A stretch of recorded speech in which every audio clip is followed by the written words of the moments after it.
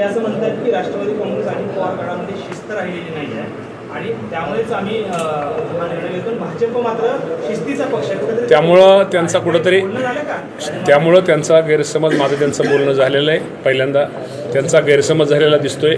त्यांचा गैरसमज हा दूर करण्यासाठी प्रामाणिकपणे प्रयत्न हे केले जातील। शेवटी राष्ट्रवादी पक्षामध्ये जे जे नेते त्या सर्वांचा कुठंतरी काय असतं, काम करताना कुठं समज गैरसमज होतो, पण गैरसमज त्यांचा गैरसमज दूर करण्याचा आमचा प्रयत्न निश्चित प्रकारे राहील। पण येणाऱ्या महानगरपालिकेच्या, जिल्हा परिषदेच्या, पंचायत समितीच्या, नगरपालिकेच्या निवडणुकीसाठी राष्ट्रवादी काँग्रेस पक्षाची टीम ही सज्ज आहे। ह्या निवडणुकीसाठी मोठ्या जोमानं ही सगळे आमचे पदाधिकारी कामाला लागलेले आहेत। त्यामुळे येणाऱ्या काळामध्ये तुम्हाला त्याचं चित्र हे निश्चित प्रकारे पॉझिटिव्ह दिसेल।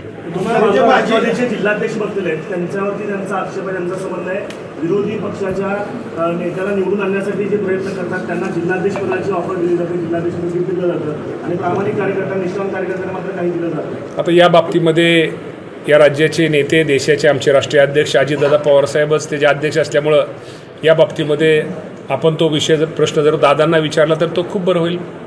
आपण संपर्क मंत्री नाही, तो दादांना प्रश्न, शेवटी अध्यक्ष संपर्क मंत्री करत नाही, अध्यक्ष पक्षाचे राष्ट्राचे अध्यक्ष करत असतात। त्यामुळे हा विषय त्यांचा असेल, तो प्रश्न त्यांना विचारला तर बरं होईल। अपग्रेडेशनची टॅब आहे, प्रधानमंत्री सन्मान योजनेची साईड बंद आहे, नव्या लोकांना ऍड केलं जातं। सांग 1,60,000 जास्त एवढे नसतील नाही सर, 1,10,000-12,000 आहेत सगळे, पण 10,000 आहेत का नक्की आहेत? किती महिन्यापासून पेंडिंग आहे?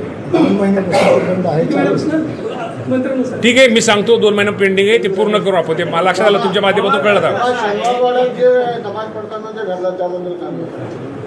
या बाबतीमध्ये निश्चित प्रकारे तुम्हाला मी सांगतो की ज्या गोष्टीत आदरणीय अजितदादा पवारसाहेबांनी आमच्या राष्ट्रवादी पक्षाने स्पष्ट केलेले आहेत आणि नेहमी तुम्हाला मी सांगतो, आमचे नेते अजितदादा पवारसाहेबांचा राष्ट्रवादी पक्ष एक विचार आहे, फुले शाहू आंबेडकराला विचारांना धरणीला राहून आमचा काम करणारा पक्ष आहे।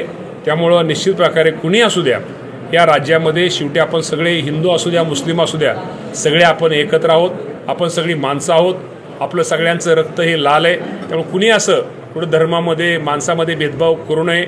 आणि तुम्हाला सर्वांना माहिती आहे की या राज्यामध्ये असा एकच नेता आहे की ज्यावेळेस एखाद्या धर्माबद्दल कुणी काय बोलतं त्यामुळे स्पष्टपणे उत्तर देणारा अजितदादा पवारसाहेबांनी खूप स्पष्टपणे काय गोष्टीचं उत्तर दिलेलं आहे। या बाबतीमध्ये आपल्या सर्वांना त्याची कल्पना आहे। त्यामुळं अनेक मी आजही तुम्हाला सांगतो की अल्पसंख्याक समाज जो राज्यातला आहे त्याचा जो कल आहे तो दादांच्या स्वभावामुळं, दादांचे काम करण्याच्या पद्धतीमुळं आणि दादा भेदभाव न करणारे नेते असल्यामुळं हा राष्ट्रवादी काँग्रेस पक्षाकडे वाढतो। नवीन घडामोडी पाहण्यासाठी आजच आम्ही मुंबईकर 24 तासला लाईक करा, सबस्क्राईब करा आणि अपडेट रहा।